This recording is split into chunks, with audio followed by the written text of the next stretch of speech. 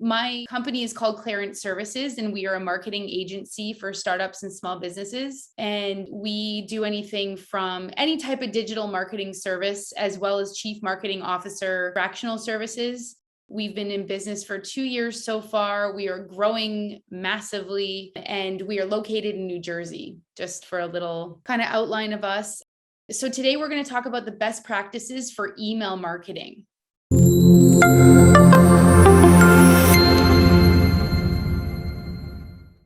We're going to talk about the importance of nurturing your leads. We will talk about making sure that you identify who your target audience is.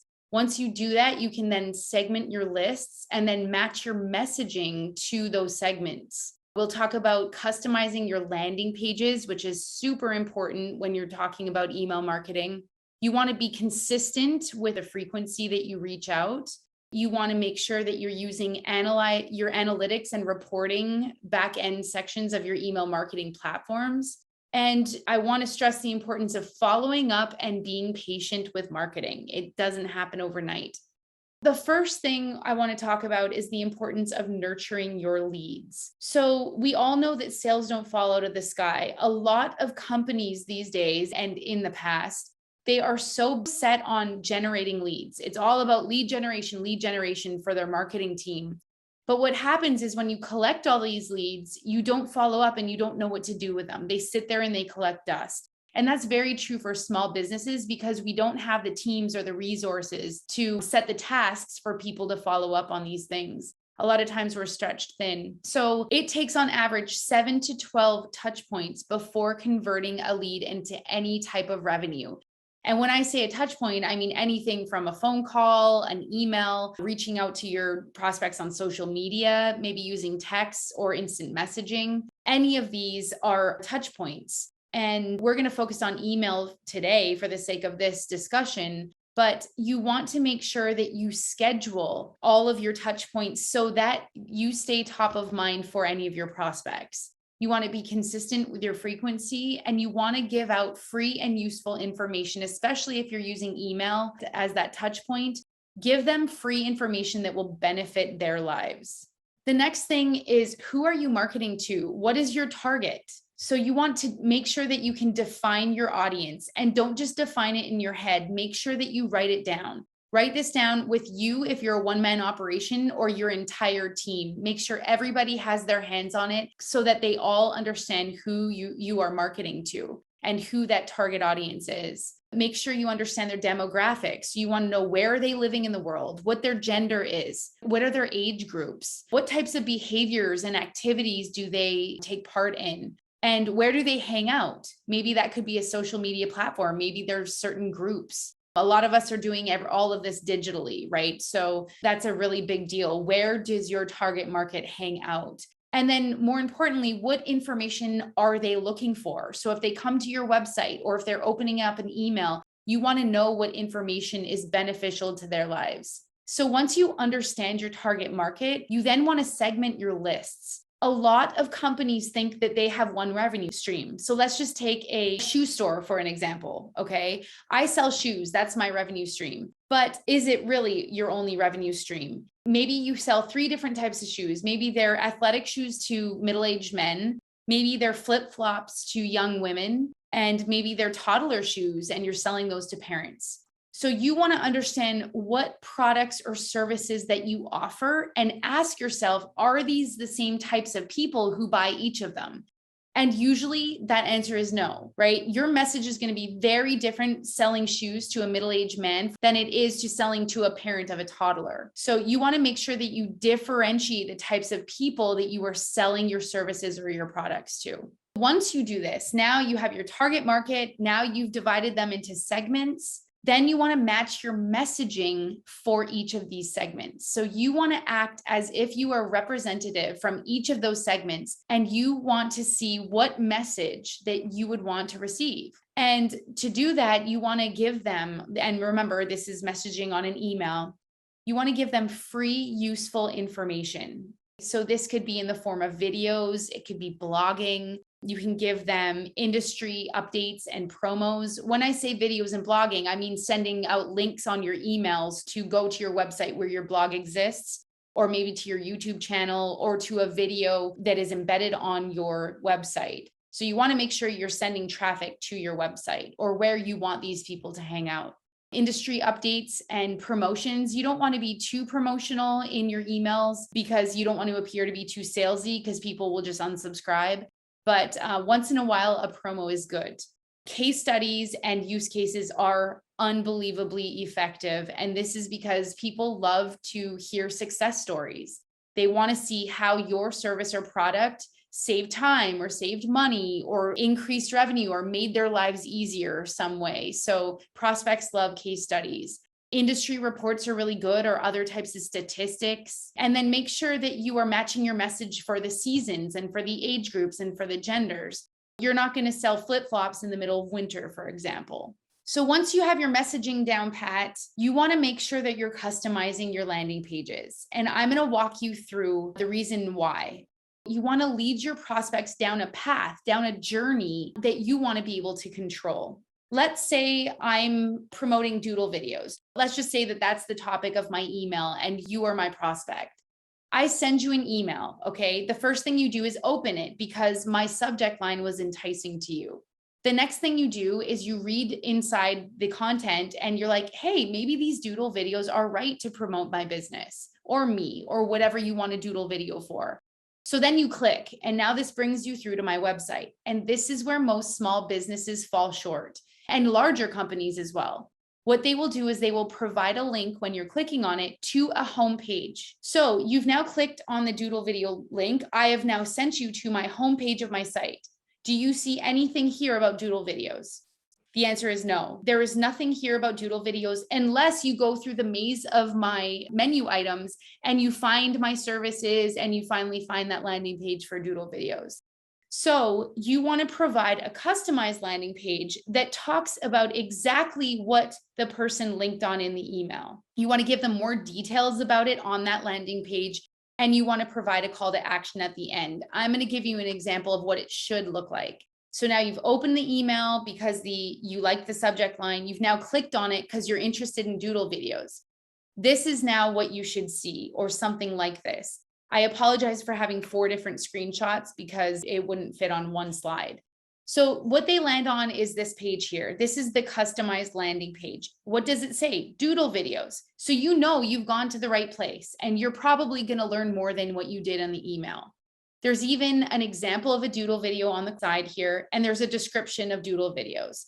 When you scroll down, you come to here and it says high quality doodle sketch videos, industry specific, starting at $250 for 15 to 60 seconds. That little amount of text provides so much information. And then there's whiteboard, chalkboard, glass, and custom options. So you know right away, okay, this is what I'm getting. It's within my budget or not.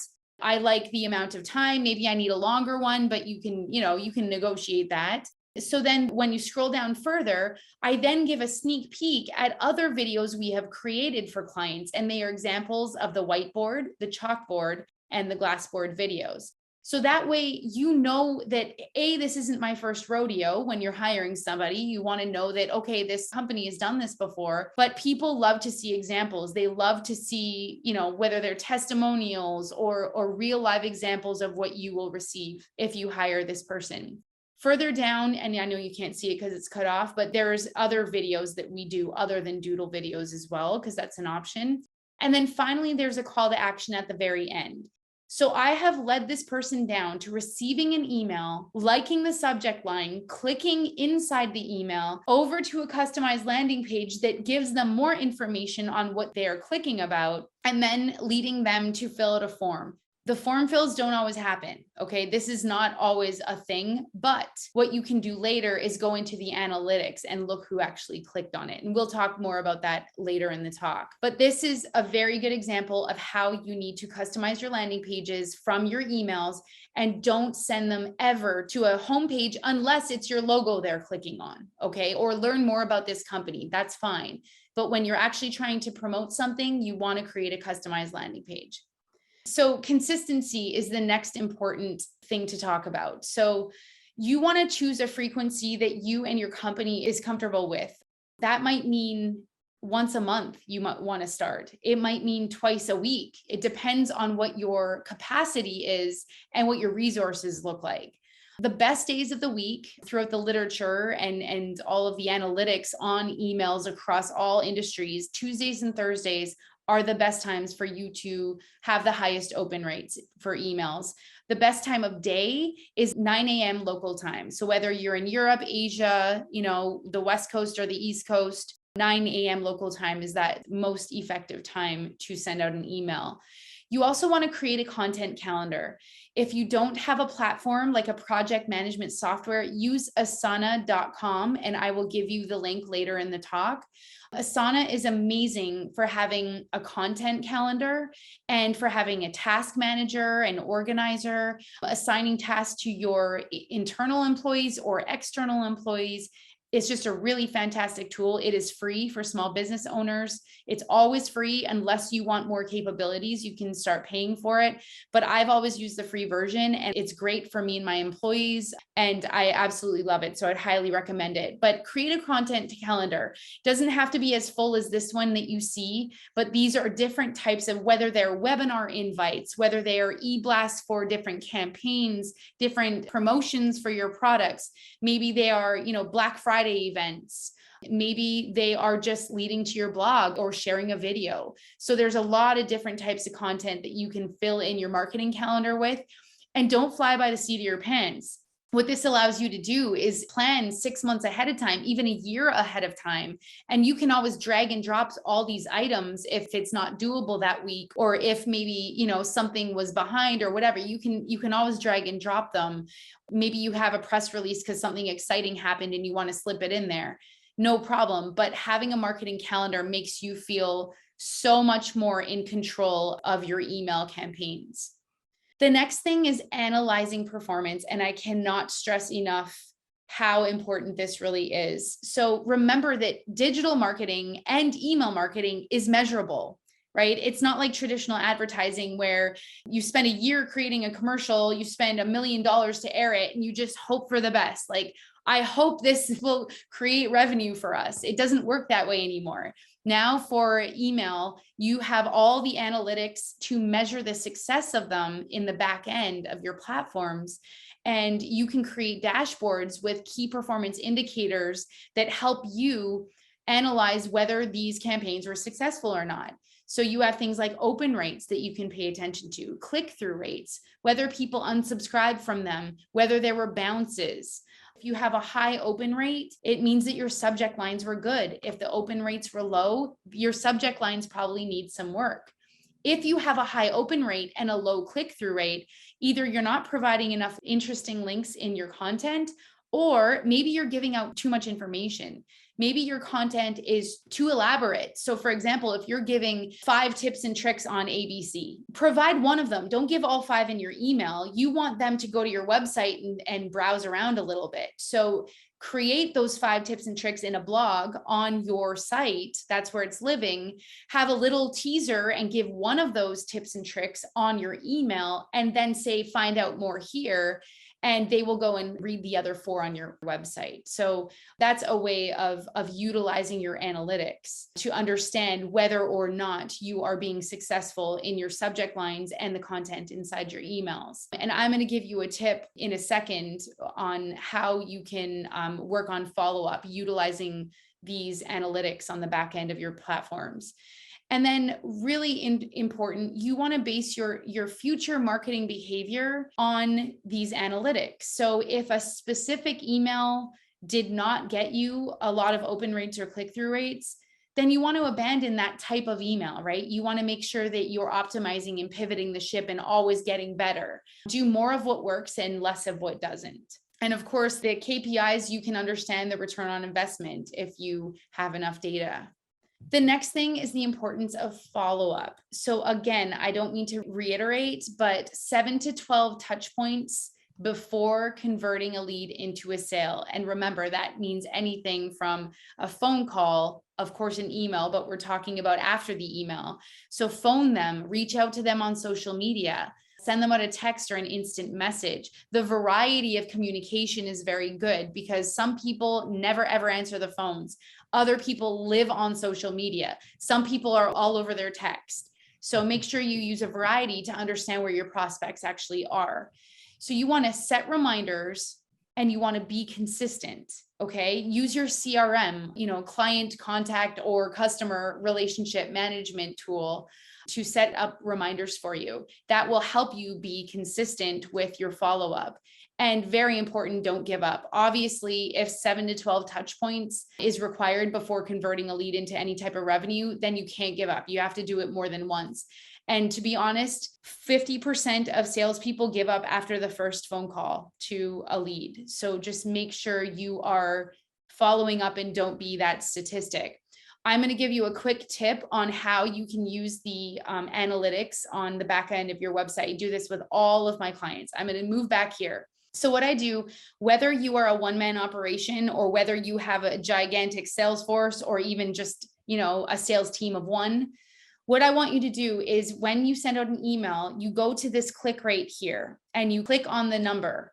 Okay. And all the different platforms have this ability. Most of them do.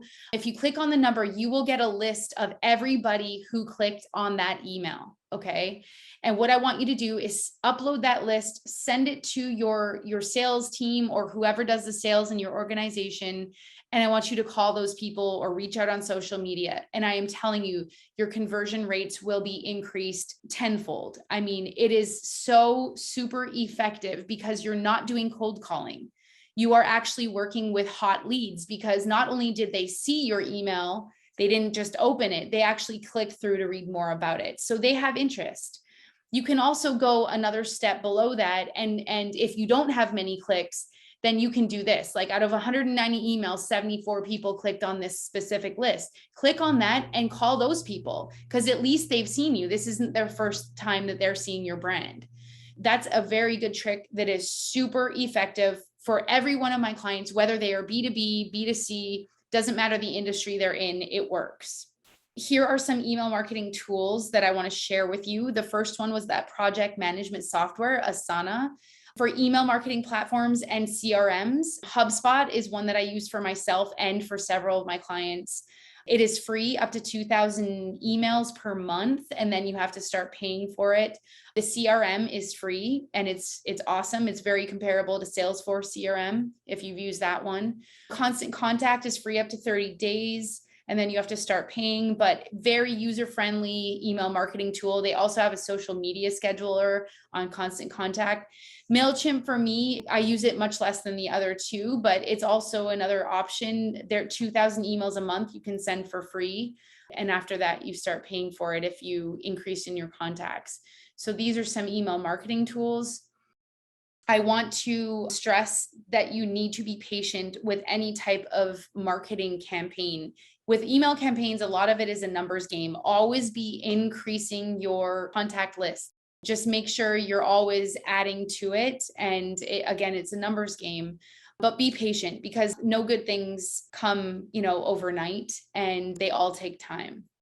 That's everything for today. If you want to enter to win a free Doodle video, please scan the QR code in the corner.